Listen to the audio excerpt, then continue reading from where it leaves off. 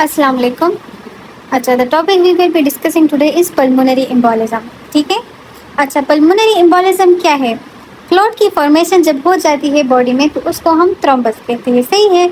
और जब थ्रोम्बस अपनी जगह से डिसलॉज हो जाए और वो फ्लोटिंग फॉर्म में हो तो उसको हम एम्बोलिज्म कहते हैं। ठीक है। तो पल्मोनरी एम्बोलिज्म मतलब कि जब लंग में एम्बोलिज्म हो जाए किसी भी कॉज या रीजन की वजह से। ये हमारे पास इसका एक डायग्राम है। ये पल्मोनरी एम्बोलिज्म है।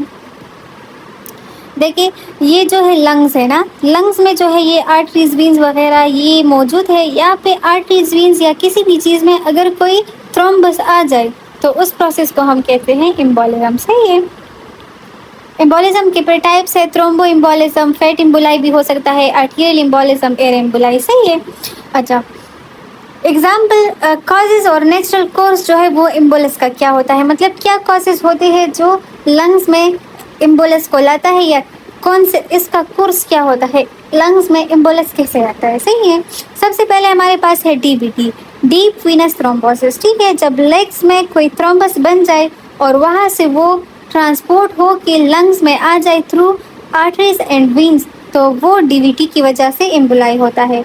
उसका कोर्स क्या होता है कि सबसे पहले जो है लंग्स में जो है एम्बोलस बनता है। सही है।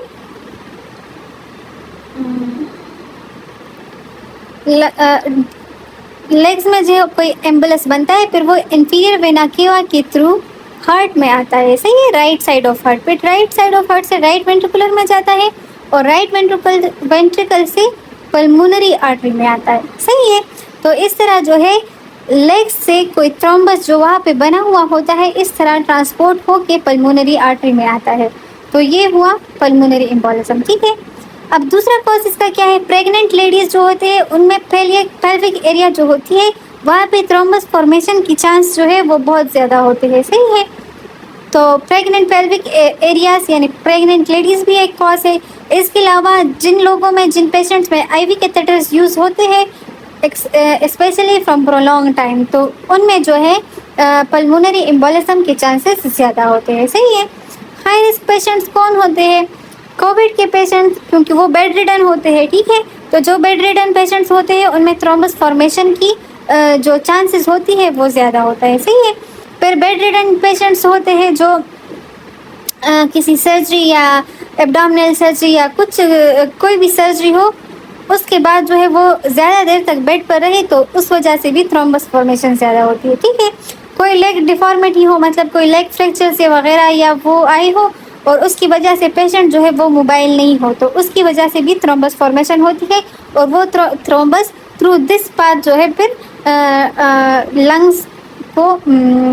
लंग्स में जो है पल्मोनरी एम्बोलिज्म काज करता है।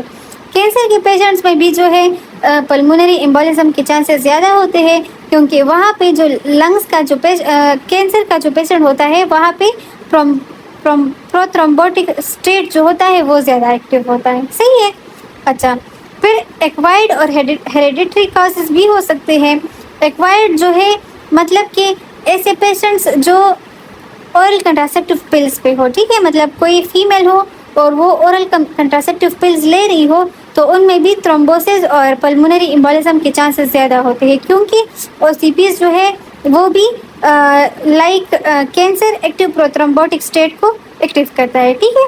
अच्छा, हेरिडिटरी थ्रोम्बोफिलिक डिसऑर्डर्स भी हो सकते हैं, मतलब कुछ लोग ऐसे होते हैं जिनमें हेरिडिटरी ब्लीडिंग डिसऑर्डर्स होते हैं तो उनमें भी थ्रोम्बस के फॉर्मेशन के चांसेस ज़्यादा होते हैं। ठीक है। हेरिडिटरी पेशेंट्स में क्या होते हैं, एंटीथ्रोम्बिन 3, प्रोटीन सी और प्रोटीन एस, इन चीज़ों की डिफिशियंसी होती है जो क्लॉट्स बनाने को प्रिवेंट करता है। तो इन चीज़ों की डिफिशियंसी की वजह से वहाँ पे पल्मोनरी एम्बोलिज्म के रिस्क जो है वो ज़्यादा हो जाता है। सही है। अच्छा, अब कोई पेशेंट है और उसको पल्मोनरी एम्बोलिज्म है ना, कोई ईआर या ओपीडी में कोई पेशेंट आता है तो वो किन फीचर्स के साथ आएगा, आप जो है पल्मोनरी एम्बोलिज्म को कैसे डायग्नोज करोगे। तो जो पल्मोनरी एम्बोलिज्म का पेशेंट होगा ज़्यादातर 32 ईयर्स ओल्ड फीमेल और ओरल कंट्रासेप्टिव पिल्स ले रही होती है। सही है। अगर कोई ऐसी फीमेल आ जाए कि वो 32 ईयर्स मतलब इन एज में है और वो ये पिल्स यूज़ कर रही है और उनको सडन प्लूरेटिक पेन या डिस्पनिया शुरू हो जाए तो वो हम जो है सस्पेक्ट कर सकते हैं कि इसमें पल्मोनरी एम्बोलिज्म है। ठीक है।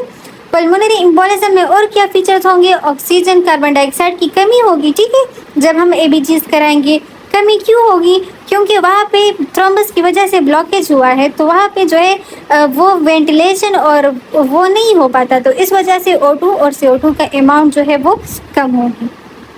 एक्सरे जो है वो ज़्यादातर पल्मोनरी एम्बोलिज्म में नॉर्मल होता है, लेकिन कुछ अपीयरेंसेस जो है वो एक्सरे में होती है, लेकिन वो बहुत एक्सपर्ट रेडियोलॉजिस्ट जो होते हैं वही एक्सरे से पता कर सकते हैं, आम लोगों को पता नहीं चल सकता। ठीक है, history of fracture of femur भी हो सकती है। ठीक है, मतलब हमने अभी डिस्कस किया है ना कि बेड रिडन पेशेंट्स हो या कोई लेग डिफॉर्मिटी हो, तो इस तरह अगर फीमर या इसमें फ्रैक्चर आया हुआ हो तो उससे डीवीटी के चांसेस ज़्यादा है, और डीवीटी से फिर पल्मोनरी एम्बोलिज्म। ठीक है, अच्छा, अब विल्स क्राइटेरिया एक क्राइटेरिया है जो पल्मोनरी एम्बोलिज्म को की डायग्नोसिस को कंफर्म करने में हेल्प करता है। ठीक है, इसमें सर्टेन फैक्टर्स है जिसके अपने पॉइंट्स है, अगर ये पॉइंट 6 पॉइंट से ज़्यादा हो तो फिर जो है हाई रिस्क ऑफ डीवीटी है।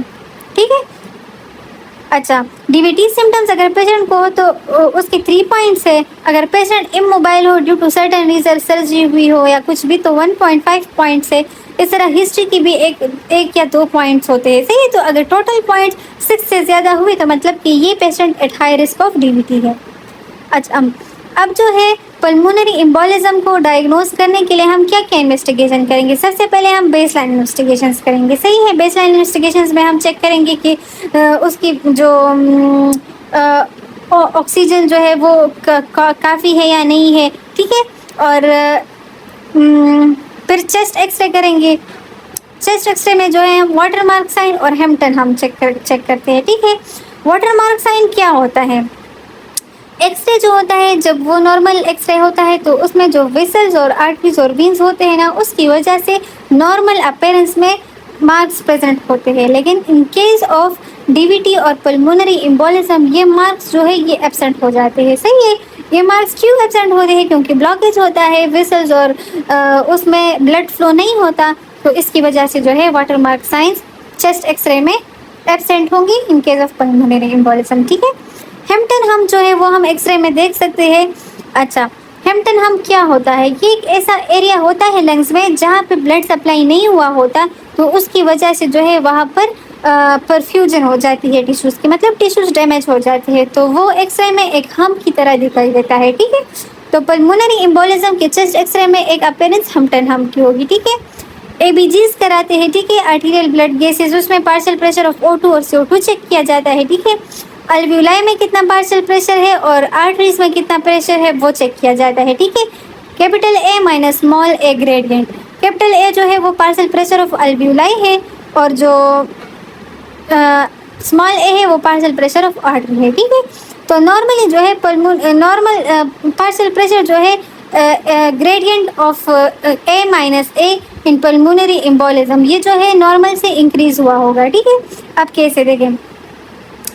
Partial normal in pulmonary embolism में जो अल्वियोलाई का प्रेशर है वो तो नॉर्मल होता है। ठीक है, क्योंकि वहाँ पे तो कोई वेसल्स कुछ नहीं होते, तो थ्रोम्बस का चांस नहीं होता, तो अल्वियोलाई में जो है वहाँ पे पल्मोनरी एम्बोलिज्म मतलब नहीं होगा। ठीक है, ये इसकी अपनी जो एयर फ्लो होती है वो नॉर्मल होती है, लेकिन आर्टरी में ड्यू टू थ्रोम्बस यहाँ पे जो है एम्बोलिज्म हुआ होता है, इसकी वजह से यहाँ पे जो है नॉर्मल वेंटिलेशन नहीं हो पाती, इसलिए इसकी जो वैल्यू है वो कम हो जाती है। ठीक है, तो जब अल्वियोलाई का प्रेशर सेम है और स्मॉल a का प्रेशर कम हो गया, तो मतलब कि बड़ी वैल्यू से और भी छोटी वैल्यू माइनस हो रही है। ठीक है, तो जो ग्रेडियंट आएगा वो इंक्रीज होगा क्योंकि छोटी वैल्यू माइनस हुई।